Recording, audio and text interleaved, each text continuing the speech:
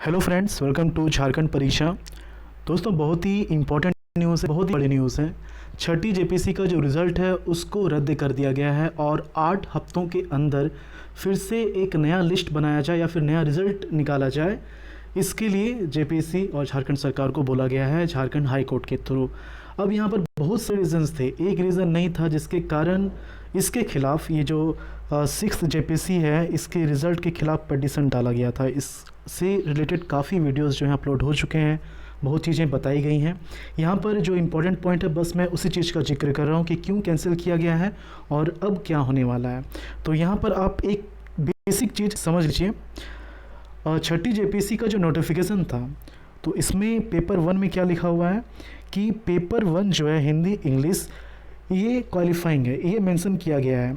और इसके पहले भी 1 से लेकर 5 जेपीसी जो हुआ था तो इसमें इस पेपर के मार्क्स को मेरिट लिस्ट के लिए ऐड नहीं किया गया था, अभी तक ऐड नहीं हुआ था छठी जेपीसी के पहले तक। लेकिन जब इसका फाइनल रिजल्ट आता है तो इसके मार्क्स को ऐड कर दिया जाता है। तो एक ये गड़बड़ी हुई, ओके। और उसके बाद क्या है कि ये जो बाकी के पेपर हैं तो इसमें क्या है कि 40% मार्क्स लाना अनिवार्य है, लेकिन इस चीज़ को दरकिनार कर दिया गया। जिन लोगों के मार्क्स 40% से कम है उनका भी सिलेक्शन इसमें किया गया। तो ये दो हैं बहुत बड़ी खामियां हैं, इसके अलावा भी बहुत सारी चीज़ें हैं। तो ये दो इंपॉर्टेंट पॉइंट है। यहाँ पर आप एक चीज़ देख सकते हैं कि अभी जो 7वां जेपीसी है तो इसका जो नोटिफिकेशन आया है तो जिस चीज़ की गलती की गई थी तो उसको सुधारने की कोशिश की गई है। यहाँ पर आप देख सकते हैं कि जो 7वीं जेपीसी है तो इसमें पेपर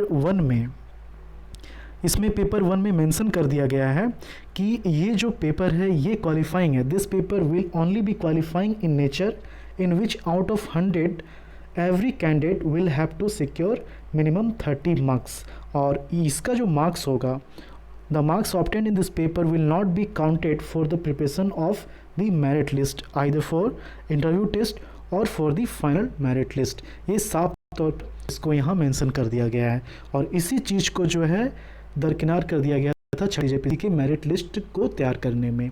ओके, तो ये बहुत ही बड़ी गड़बड़ी थी। और यहाँ पर ये भी मेंशन किया गया है कि जो बाकी के पेपर हैं उसमें 40% लाना अनिवार्य है।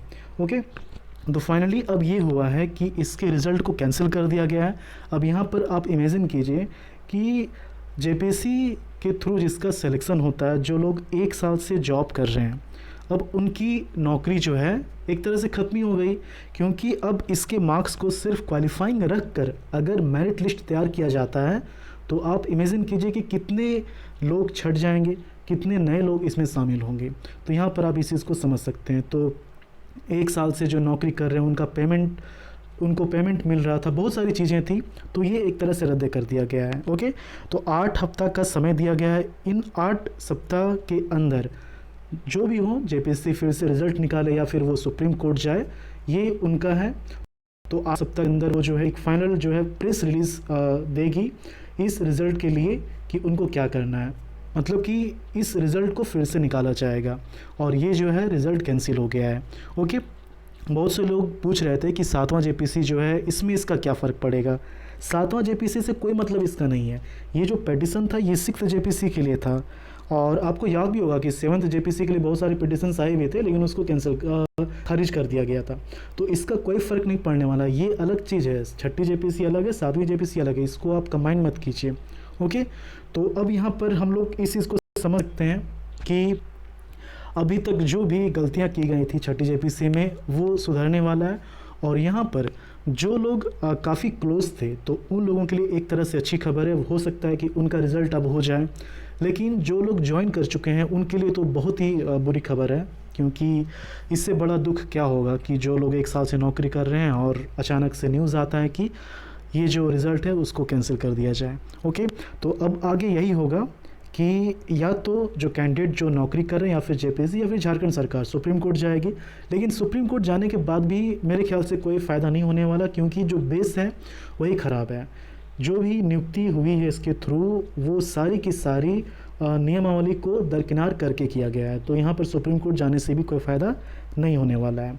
दूसरा ये है कि अगर रिज़ल्ट फिर से निकाला जाता है तो डेफिनेटली बहुत से लोग जिनका मार्क्स पेपर 1 में बहुत ज़्यादा है जिसके कारण वो जो है मेरिट लिस्ट में शामिल हो गए हैं, वो छट सकते हैं। ऐसे बहुत से लोग जिसका पेपर 1 के अलावे बाकी के पेपर हैं उसमें 40% से मार्क्स कम है। ऐसे बहुत से एग्जाम्पल है, इकोनॉमिक्स वाले पेपर में मार्क्स कम है 40% से, लेकिन उनका इकोनॉमिक्स फाइनेंस सर्विस में हो गया। तो बहुत सारी चीज़ें हैं, तो इसमें बहुत से लोग छटेंगे, बहुत से लोग नए शामिल होंगे। डेफिनेटली अगर लोग छटते हैं तो नए लोग भी इसमें शामिल होंगे। तो नई जो नियुक्ति का रिज़ल्ट आने वाला है उसमें हम लोग नए कैंडिडेट देख सकते हैं, और जो अभी एग्जिस्टिंग कैंडिडेट जो जॉब कर रहे हैं वो बहुत से कैंडिडेट जो है छट सकते हैं इसमें। ओके, और याद रखिए 7 JPC है, इसमें इसका कोई फ़र्क नहीं पड़ने वाला है। तो इसमें आप एक चीज़ ध्यान दे सकते हैं कि झारखंड का जो जॉब है नियमावली के कारण खासकर बहुत ही फंसती चली जाती है। लेकिन एक चीज़ इसमें अच्छा ये हुआ है, जो 7th JPC है तो 7th JPC में हर चीज़ को पॉइंट आउट करके मेंशन कर दिया गया है। तो 7th JPC किसी भी तरह से फंसने वाली नहीं है। आप उसकी तैयारी कीजिए। अब 6ठी JPC यदि आपने दिया है तो इसका रिज़ल्ट जो है JPC क्या प्रेस रिलीज़ देती है इसका आप वेट कीजिए। जो भी नोटिफिकेशन निकालेगी JPC उसको बताया जाएगा। ओके, चलिए मिलते हैं झारखंड की अगली वीडियो में। धन्यवाद।